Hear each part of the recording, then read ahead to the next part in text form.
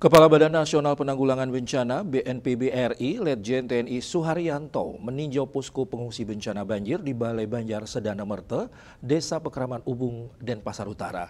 Kebutuhan pakaian layak pakai, uang saku, dan tempat tinggal menjadi kebutuhan mendesak bagi para pengungsi.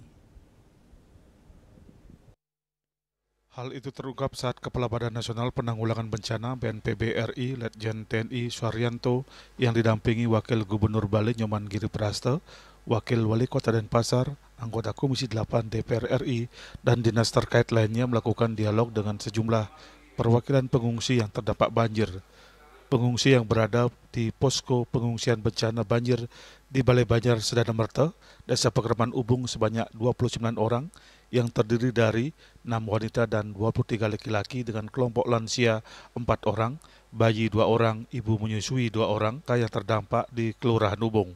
Para pengungsi banyak merupakan para pendatang di Bali yang tinggal kos di Gang Mawar 2 Ubung. Ini sampai atap sih, jadi kerendam semua kita. Terus ada beberapa itu kos yang udah rusak, nggak bisa ditempatin lagi. Ya bisa cepet cari tempat baru sih, cari kos baru. Kita semua yang di kos di sana langsung keluar, nyelamatin diri, terus nyari tempat yang lebih tinggi. Terus air itu mungkin ketinggiannya antara 9 sampai 10 meter. Semua barang dan harta benda kita emang udah ke bawah terhanyut. Karena waktu itu air itu datangnya secara tiba-tiba. Ya mudah-mudahan dari pihak setempat ada bantuan solusi buat kita semua yang perantau di sini. Anggapan setidaknya bisa nyarikan tempat untuk selanjutnya. Sementara Kepala Badan Nasional Penanggulangan Bencana BNPB RI, Letjen TNI Suharyanto mengungkapkan selama masa tanggap darurat seminggu ini di Bali, semua kebutuhan para pengungsi akan ditanggung pemerintah. Tadi kita sudah berdialog sama masyarakat, sudah kita jelaskan langkah-langkah yang diambil oleh pemerintah pusat atas arahan Bapak Presiden Prabowo Subianto.